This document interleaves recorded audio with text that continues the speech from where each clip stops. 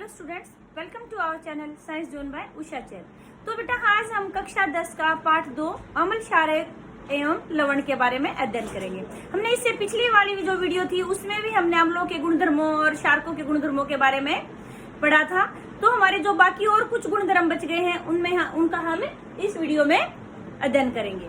तो हमने पीछे जो वीडियो थी उसमें हमने किया था कि जो अम्ल है वो या क्षारक है वो धातु के साथ अभिक्रिया करते हैं तो क्या बनता, तो क्या बन रहा था, उसमें हाइड्रोजन गैस बन रही थी और लवण बन रहा था। और जो अम्ल है बेटे वो जब धातु कार्बोनेट और धातु हाइड्रोजन कार्बोनेट से भी क्रिया करते हैं तो क्या बन रहा था, कार्बन डाइऑक्साइड गैस बन रही थी, जल बन रहा था और लवण बन रहा था। तो ये हमने पीछे वाली वीडियो में किया था। आज हम करेंगे कि भाई जब अम्ल और क्षारक परस्पर अभिक्रिया करते हैं, यानी कि अम्ल प्लस क्षारक जब परस्पर अभिक्रिया करते हैं, आपस में अभिक्रिया करते हैं, तो हमारा क्या बनता है, एक तो हमारा जल बनेगा,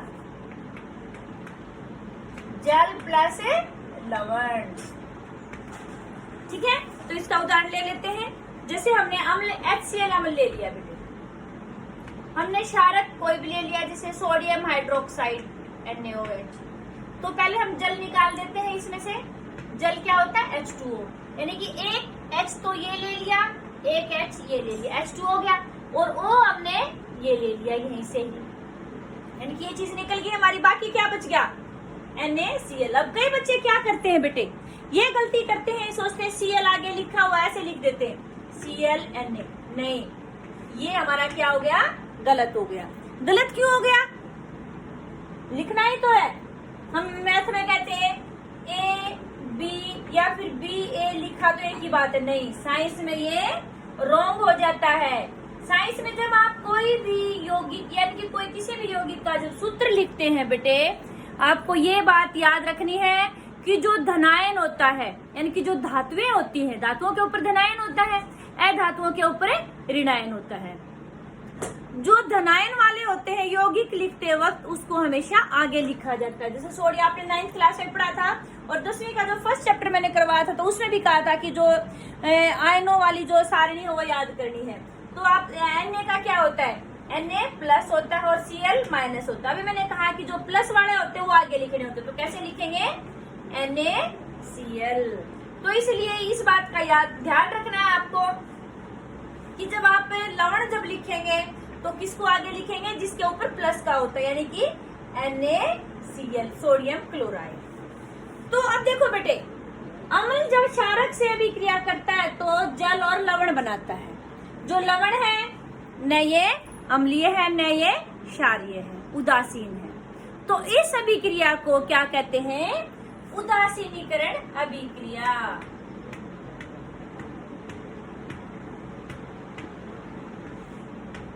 ये आपका बिल्कुल इम्पोर्टेंट क्वेश्चन है, पेपर में जरूर आता है कि उदासीनीकरण अभिक्रिया क्या है, उदाहरण सहित समझाइए। वह रासायनिक अभिक्रिया जिसमें कोई अम्ल क्षारक से अभिक्रिया करके या फिर क्षारक और अम्ल परस्पर अभिक्रिया करके जल और लवण बनाते हैं, ऐसी अभिक्रिया को हम क्या कहते हैं, उदासीनीकरण अभिक्रिया। इसमें आप किसी भी अम्ल किसी भी क्षारक का उदाहरण लेकर आप कर सकते हैं।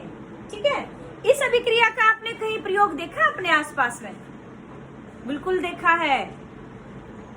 कई बार हमें एसिडिटी हो जाती है, हम कहते हैं कि गैस बन गई पेट में, एसिडिटी हो रखी है, जलन हो रखी है छाती में, तो हम क्या लेते हैं, इनो लेते हैं। या फिर कई बार उल्टी वगैरह आ रही होती है तो घर में मान लो इनो भी नहीं है तो मीठा सोडा ले लेते हैं। मीठा सोडा जो होता है, खाने का सोडा जो हम खाने में प्रयोग करते हैं, वो क्या होता है, क्षारीय प्रकृति का होता है। और कई बार अम्लीय अम्ल ज्यादा बन जाता है हमारे। हमने छठा पाठ किया था तो उसमें बताया था कि हमारे जो अमाशय होता है, पेट होता है, उसमें क्या निकलता है, HCl अम्ल। अम्लता ज्यादा होगी उसके कारण से फिर हमें उल्टी आनी स्टार्ट हो जाती है। हमने पानी में थोड़ा सा घोल के मीठा सोडा ले लेते हैं तो हमारी उल्टियां रुक जाती हैं, यानी कि अम्ल और क्षारक परस्पर अभिक्रिया करके जो अम्लता बढ़ गई थी उसको उन्होंने क्या कर दिया, उदासीन कर दिया।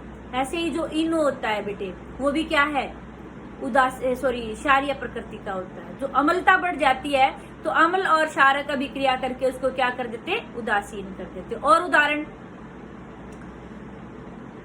आजकल तो खैर बच्चे ये टूथपेस्ट यूज करते हैं। पहले क्या होता था कि भी नीम की दातुन या कीकर की दातुन करते थे। वो कैसी प्रकृति के होते हैं? क्षारीय प्रकृति के। जो आजकल हमारे टूथपेस्ट है ये भी सभी क्षारीय प्रकृति के होते हैं। रात को जब हम सोते हैं तो हमारे मुंह में अम्ल बन जाता है। कैसे? कि जो हम खाना वगैरह खाते हैं तो उसमें हमारे मुंह में छोटे छोटे सूक्ष्म जीव हैं, वो क्या कर देते हैं? उसका विघटन कर देते हैं और वो अम्ल बन जाता है, अम्लीय प्रकृति हो जाती है। उससे हमारे दांत सड़ने शुरू हो जाते हैं अम्ल के कारण से, पीएच कम हो जाती है वहां पर। तो जो हम क्षारीय प्रकृति का टूथपेस्ट या फिर दातुन प्रयोग करते हैं तो उसको क्या कर देते हैं? वो उदासीन कर देते हैं। तो ये तो कुछ हमारे उदाहरण थे उदासीनीकरण अभिक्रिया के, जो हम अपनी डेली लाइफ में घर पर यूज में लेकर आते हैं। तो फिर नेक्स्ट है हमारा ये भी अगला जो गुणधर्म है, अम्लों की धातु ऑक्साइडों के साथ अभिक्रिया।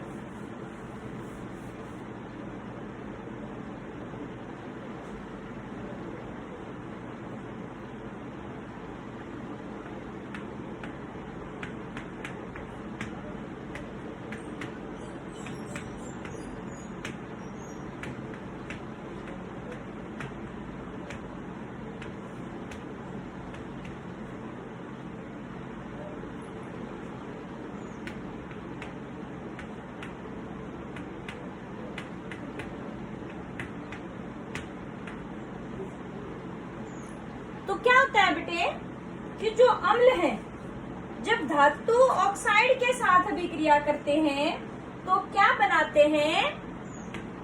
देखिए हम करके देखते हैं। धातु ऑक्साइड, धातु ऑक्साइड मतलब धातुएं जब ऑक्सीजन के साथ अभिक्रिया करते धातु ऑक्साइड बनाती है। और जब वो धातु ऑक्साइड अम्ल से अभिक्रिया करते हैं तो क्या बनाएंगे? वो जल प्लस लवण। इसका उदाहरण देख लेते हैं। धातु ऑक्साइड जैसे हमने कोई भी ले लिया, Na2O प्लस HCl हमने अम्ल ले लिया। तो एक तो हमें जल बनाना है H2O प्लस लवण बनाना है। तो यहाँ पर तो एक ही हाइड्रोजन यहाँ पर दो चाहिए, तो इसलिए हमने पहले ही यहाँ पर दो लगा लिया है। H2O यहाँ से ले लिया तो हमारा क्या बच गया?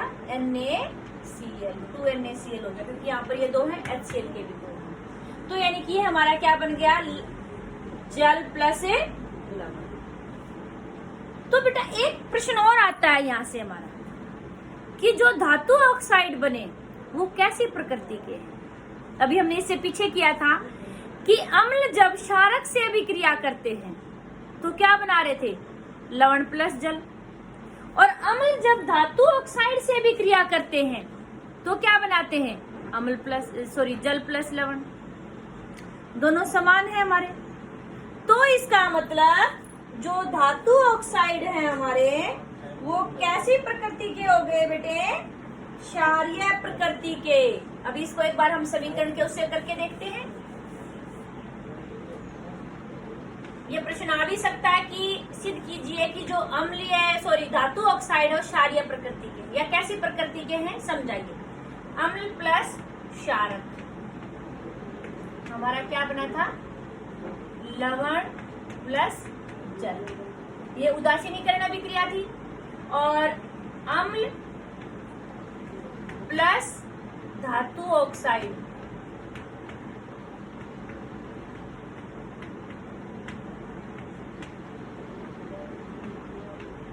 लवण प्लस जल। ये आप मैथ में भी करते हैं। ये इक्वेशन 2 है, ये समीकरण 1 है, समीकरण 2 है।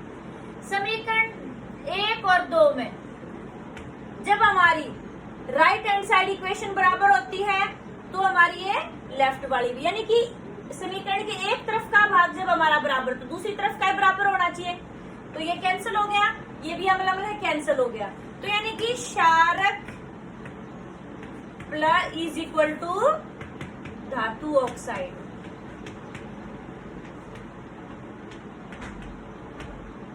यानी कि जो धातु ऑक्साइड है कैसी प्रकृति के हैं? किसके जैसे हैं? क्षारक जैसे।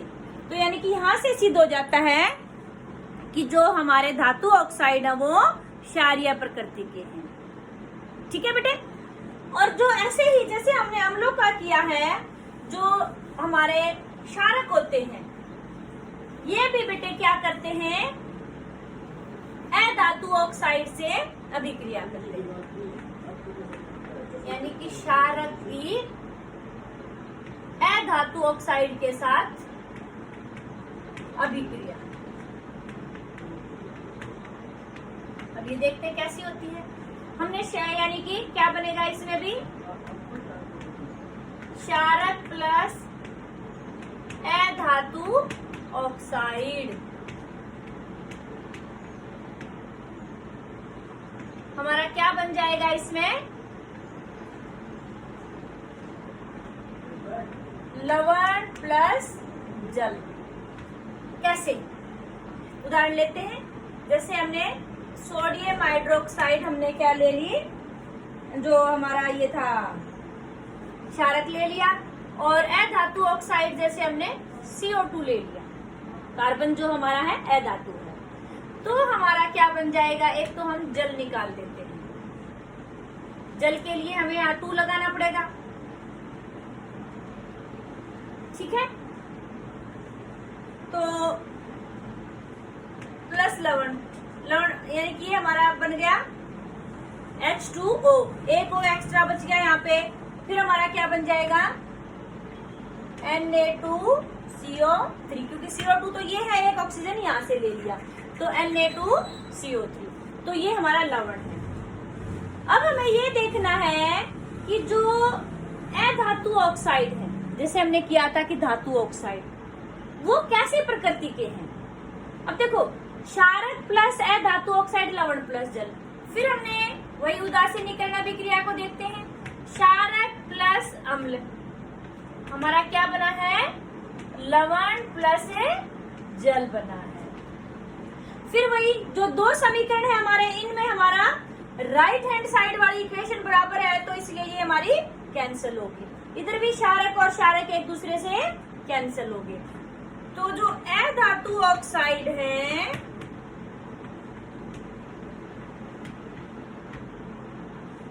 वो कैसी प्रकृति के हो गए, अम्लीय प्रकृति के। तो ये आपको, ये तो था कि बड़ा क्वेश्चन आ जाए तो खाली 1 नंबर में भी पूछ सकते हैं आपसे कि जो धातु ऑक्साइड होते हैं कैसी प्रकृति के, कैसी प्रकृति के, क्षारीय प्रकृति के, और जो आपके अधातु ऑक्साइड है वो कैसी प्रकृति के होते हैं, अम्लीय प्रकृति के। ये आपका कॉम्पिटिटिव एग्जाम से पूछा जाता है बहुत बार ये क्वेश्चन, और वैसे आपके बोर्ड एग्जाम के लिए भी इम्पोर्टेंट। तो ये थे बेटा हमारे कुछ अम्ल एवं क्षारकों के रासायनिक गुणधर्म। तो सबसे पहले हमारा क्या था, उसमें धातुओं के साथ अभिक्रिया। एक बार दोबारा सभी को एक बार कर लेते हैं। धातुओं से अभिक्रिया करते हैं अम्ल, तो क्या बनाते हैं, हाइड्रोजन गैस और लवण। हाइड्रोजन गैस की जो उपस्थिति वो हमने किससे देखी थी, पॉप ध्वनि के साथ जो बुलबुले फटते थे। दूसरा था कि जो अम्ल जो हमारे ये धातु कार्बोनेट और धातु हाइड्रोजन कार्बोनेट से भी क्रिया करते थे, तो क्या बनता था, कार्बन डाइऑक्साइड गैस, जल और लवण। हमने कार्बन डाइऑक्साइड गैस की पहचान कैसे की थी, चूने के पानी में से प्रवाहित की थी, तो चूने के पानी का रंग दूधिया हो गया था। अगली हमारी विशेषता थी कि भी उदासीनीकरण अभिक्रिया, यानी कि अम्ल और क्षारक जब परस्पर अभिक्रिया करते हैं तो हमारा क्या बनता था, लवण प्लस जल। अगली थी हमारी कि भी जो अम्ल है बेटे वो धातु ऑक्साइड से भी क्रिया करते हैं, तो क्या बनाते हैं, लवण और जल बनाते हैं। यानी कि जो धातु ऑक्साइड है कैसी प्रकृति के थे, क्षारीय प्रकृति के। फिर जो क्षारक है वो अधातु ऑक्साइड से भी क्रिया करते हैं, तो वो क्या बनाते थे, लवण प्लस जल। और जो अधातु ऑक्साइड है वो कैसी प्रकृति के थे, अम्लीय प्रकृति के। तो आपको इनके समीकरण भी याद करने हैं और ये विशेषताएं भी याद करनी है, ठीक है। जब आपका पेपर में आ जाता है रासायनिक गुणधर्म लिखे, तो आपको जैसे ये मैंने हिंदी में लिखा, पहले शब्द रूप में लिखेंगे, फिर आप समीकरण रूप में लिखेंगे, फिर इसको लाइन में भी लिखेंगे कि जब ये क्षारक अम्ल से अभिक्रिया करता है तो लवण प्लस जल बनाता है, ऐसे भी। फिर आपके कोई भी नंबर कटने की गुंजाइश नहीं रहती है। फिर आगे बात आती है बेटे आपकी कि सभी अम्लों एवं क्षारकों में क्या समानता होती है, कोई तो गुण होगा। जैसे हमने कहा कि भी विद्यार्थी, सभी विद्यार्थियों में क्या समानता है कि सभी विद्यार्थी विद्या अध्ययन करते हैं, चाहे वो पहली क्लास का विद्यार्थी है, चाहे वो 12वीं कक्षा का विद्यार्थी। तो विद्यार्थी शब्द आते ही दिमाग में क्या आती है कि पढ़ने वाला बच्चा, ये विद्या अर्जित करता है, ज्ञान ग्रहण करता है। तो ऐसे ही जब अम्ल दिमाग में आता है शब्द, अम्ल शब्द बोला किसी ने, तो हमारे दिमाग में क्या चीज आनी चाहिए, क्या समानता होती है सभी अम्लों में? सभी अम्ल जल में घुलने पर हाइड्रोजन आयन देते हैं। तो आपके दिमाग में ये बात आनी चाहिए कि जलीय विलयन में सभी अम्ल हाइड्रोजन आयन उत्पन्न करते हैं, चाहे कोई भी अम्ल ले लें हम उसमें, एसिटिक अम्ल, हाइड्रोक्लोरिक अम्ल, सल्फ्यूरिक अम्ल, चाहे हम कोई भी अम्ल ले ले बेटे, तो एक बात सभी में कॉमन होती है। फिर ऐसे ही जो आपके क्षारक होते हैं उनमें क्या समानता हो जाएगी कि जलीय विलयन में सभी क्षारक हाइड्रोक्साइड आयन कौन से थे? OH minus. और आपके हाइड्रोजन आयन क्या थे? H plus ion. ठीक है, तो यानी कि जलीय विलयन में जो आपके अम्ल है वो सभी क्या देते हैं? Hydrogen ion. और जो आपके क्षारक है वो क्या देते हैं? Hydroxide ion. तो ये सभी अम्लों और सभी क्षारकों में आपस में उनकी अपनी समानता होती है, विशेष गुणधर्म होता है। अब एक बात और आती है बेटे, जिस यौगिक में हमें हाइड्रोजन दिख रही है तो वो क्या सभी अम्ल होते हैं? जैसे हमने कोई भी सूत्र ले लिया CH3OH, ये क्या है? एल्कोहल है, पीछे हमारा OH लगता है तो वो कौन सा ग्रुप होता है? एल्कोहल। या फिर हमने C6H12O6, ये किसका सूत्र है? ग्लूकोज का। तो हाइड्रोजन तो इनमें भी है, और एक हमने ले लिया HCl। अब देखो बेटे, यहाँ भी हाइड्रोजन है, यहाँ भी हाइड्रोजन है, यहाँ भी हाइड्रोजन है, क्या ये सभी अम्लीय हैं? फिर वही बात आती है, विज्ञान के विद्यार्थी कई हुई बातों पर विश्वास नहीं करते, क्या करके देखते हैं? प्रयोग, टेस्ट करके देखते हैं उसके लिए। तो हम यहाँ क्या करेंगे कि भी हमने क्या लिया कि भी एक बीकर ले लेते हैं और उसमें हमने पहले क्या किया, ये मिथाइल अल्कोहल ये भर दिया, ठीक है। और उसके ऊपर हमने एक रबर कॉर्क रखी हुई है, इसमें हमने क्या किया कि भी 2 व्यापारी इलेक्ट्रोड लगा दी। इलेक्ट्रोड को फिर हमने क्या किया, बैटरी से जोड़ दिया।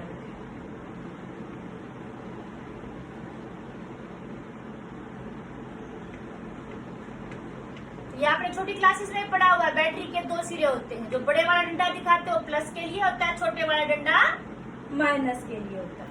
और यहाँ पर हमने क्या किया है, एक बल्ब लगा रखा है टेस्टिंग के लिए, और यहाँ पर हमने क्या किया, कुंजी लगा रखी है कि जो स्विच ऑन ऑफ करने के लिए, ठीक है।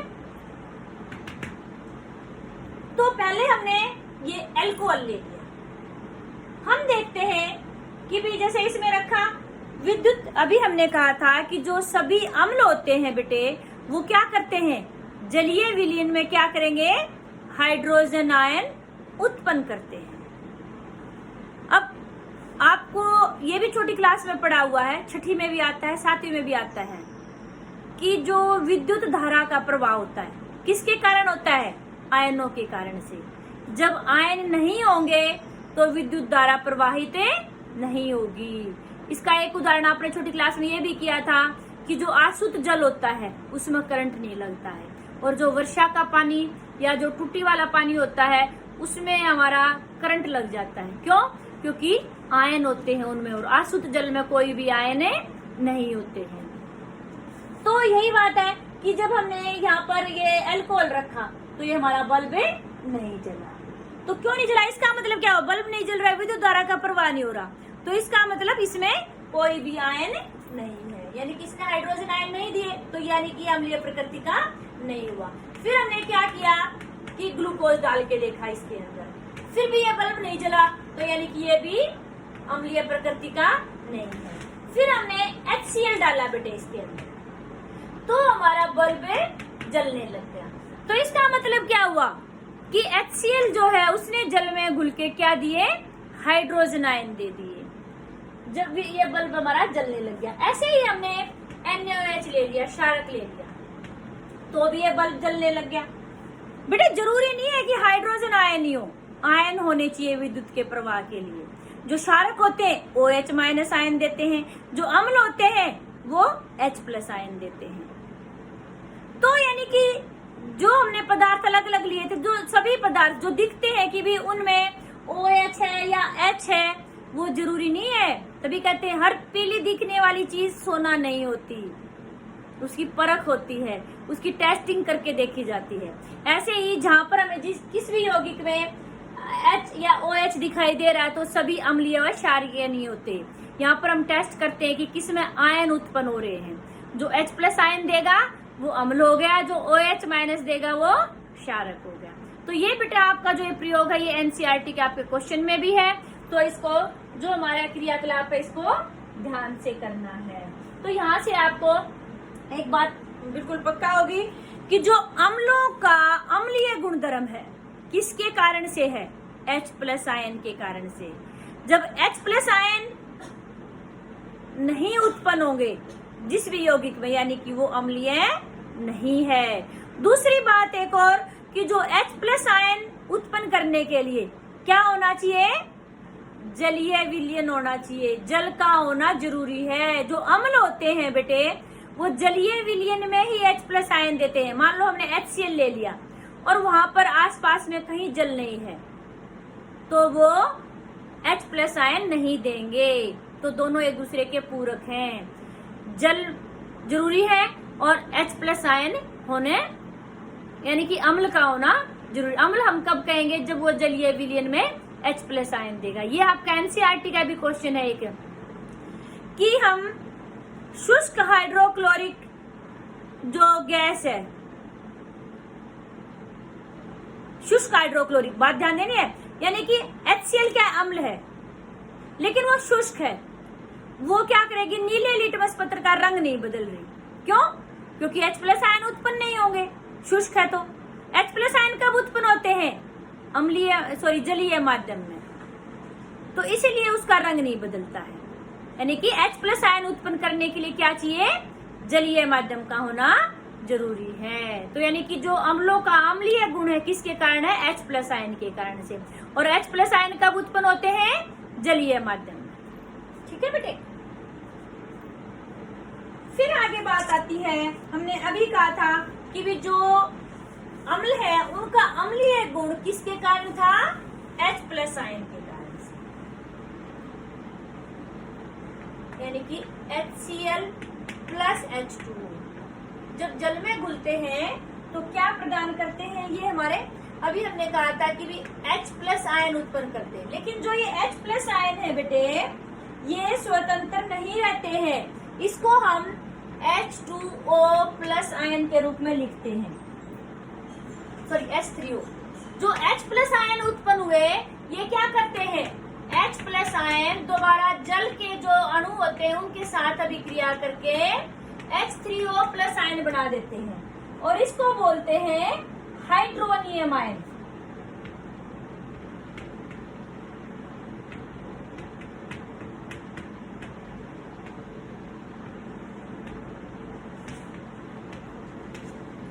फिर बात आती है कि भी जो हम हाइड्रोजन इसको हाइड्रोनियम आयन के रूप में क्यों दिखाते हैं? H प्लस आयन क्यों नहीं दिखाते?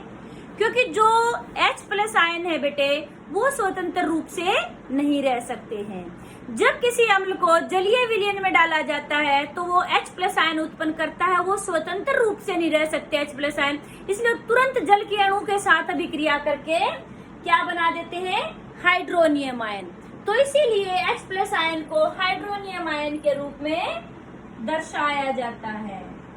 ठीक है। और ऐसे ही जो क्षारक होते हैं बेटे वो जल में घुलने पर क्या देते हैं? Hydroxide ion. जैसे हमने कोई भी क्षारक ले लिया KOH प्लस जल, तो वो हमारा किस में टूट जाएगा? K plus ion plus OH minus ion, यानी कि ये हमारे पोटाशियम आयन हो गए और हाइड्रोक्साइड आयन हो गए। तो जो क्षारक है बेटे वो भी हमारे फिर दो प्रकार के हो गए। कुछ क्षारक होते हैं जल में घुल जाते हैं, और कुछ क्षारक ऐसे क्षार जो होते हैं वो जल में नहीं घुलते। तो जल में घुलनशील क्षारक को हम क्षार कहेंगे। तो दो चीजें हैं हमारी, एक क्षार और एक क्षारक। जो जल में घुलनशील,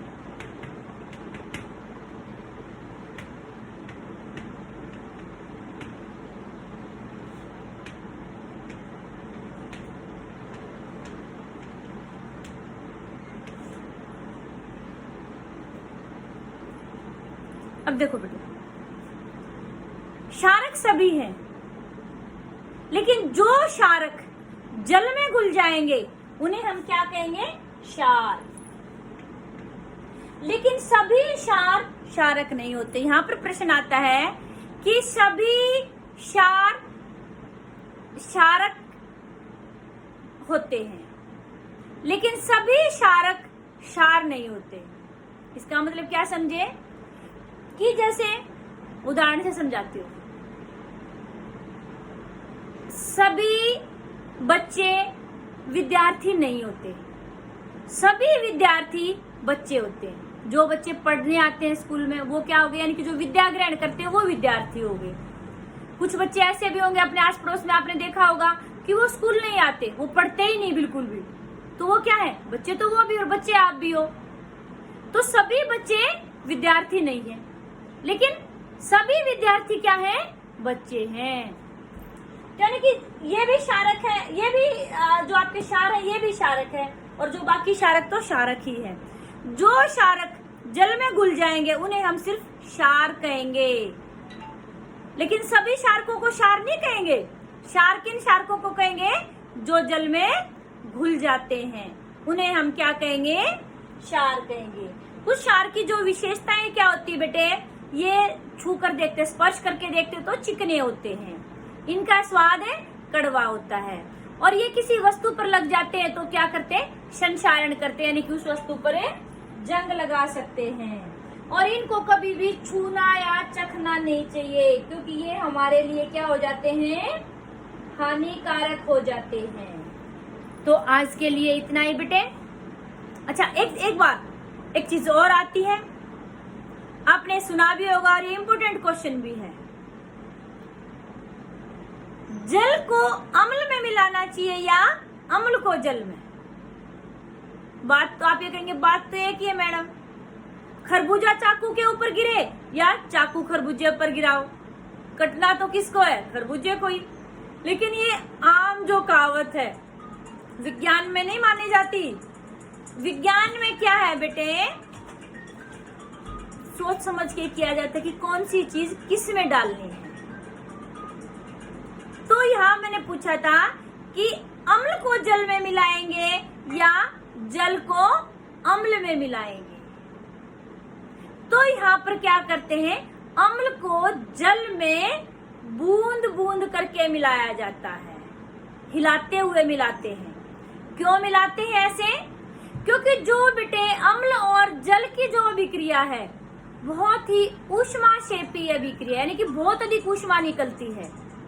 मान लो हमारा जो कोई हमने शीशे का पात्र लिया हुआ है, उसमें हमने जल ले रखा है या अम्ल रखा है, उसमें हम जल डाल देंगे एकदम से तो इतनी अधिक ऊष्मा निकलेगी कि वो पात्र हमारा टूट जाएगा और हम कोई दुर्घटना हो सकती है, हम जल भी सकते हैं। तो हमें क्या करना चाहिए कि हमें जल ले रखा है, जल में एक एक बूंद करके वो जो अम्ल मिलाते रहो, हिलाते रहो, फिर थोड़ा सा अम्ल फिर डालो, बूंद बूंद करके फिर हिलाओ।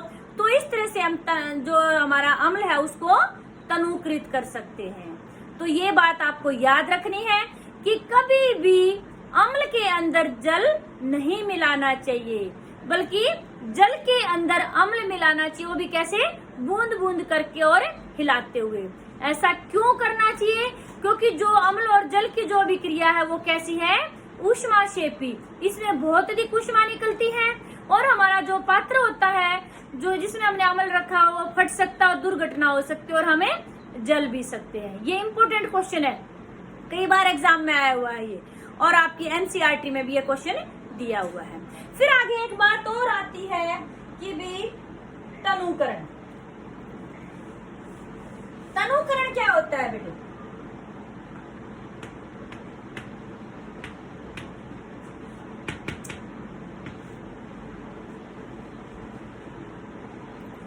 जल में अम्ल या क्षारक मिलाने पर आयन की सांद्रता में प्रति इकाई आयतन में कमी हो जाती है। क्या है बेटे? जैसे उसको छोड़ो, ये परिभाषा, पहले एक आम बात समझो। आपने 1 गिलास दूध ले रखा है। अब मान लो दूध के अंदर, उस 1 गिलास दूध में 1000 कण है, ठीक है। हमने क्या किया कि फिर आधा गिलास दूध उसमें से निकाल दिया, आधा दूध, आधा गिलास रह गया। फिर हमने उसमें पानी मिला दिया और पूरा भर दिया। तो फिर क्या हुआ? दूध के कितने कण रह गए? पहले हमने 1000 कण कहे थे, तो आधा निकालने के बाद कितने कण रह गए? 500 कण रह गए। हालांकि हमने गिलास पूरा भर दिया है, वो दूसरे 500 कण किसके आ गए? पानी के आ गए। तो यानी कि अम्ल में जब या क्षारक में जब हम जल मिलाते हैं, तो जो आयतन था, पहले हमने ये कह दिया कि भी 500 मिलीलीटर का था वो, मान लो गिलास हमारा, आधा लीटर दूध आता है उसमें, तो आधे लीटर के अंदर कितने थे? 1000 कण। फिर हमने उसको आधा निकाल के पानी भर दिया, तो प्रति इकाई आयतन में जो आयनों में की संख्या में जो कमी आई, यानी कि 500 रह गए। तो इस प्रक्रिया को क्या कहते हैं? तनुकरण। अम्ल या क्षारक में जल मिलाने पर प्रति इकाई आयतन में उनके कणों में जो कमी आती है, कणों की संख्या में जो कमी आती है, उसको हम क्या कहते हैं बेटे? तनुकरण। तो यानी कि एक बात आपने देखी होगी, ये आपसे पूछा जाए, जब तनुकृत करते हैं अम्ल या क्षारक को, तो उसके अंदर आयनों की संख्या घटती है या बढ़ती है? जो आयनों की संख्या क्या हो जाएगी?